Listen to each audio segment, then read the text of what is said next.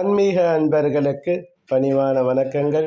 நவராத்திரி தொடங்கி 10வது நாள் இன்று சரஸ்வதி பூஜையை முன்னிட்டு அனைத்து ஆலயங்களிலும் சரஸ்வதி தேவியாக காட்சியை பார்க்கலாம்.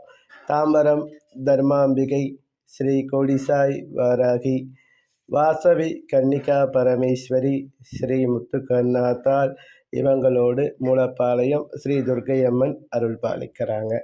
இந்த நவராத்திரி முழுக்க பால பங்காரு காமாட்சி கிருஷ்ணரை சார்ந்த அலங்காரத்தில் காட்சி தந்து இறுதியாக தன்னுடைய பாலகன் பெயரில் பத்ரி நாராயணனாக காட்சி தர்றாங்க. மீண்டும் நாளை விஜயதசமியில் சந்திக்கிறோம். நன்றிகள்.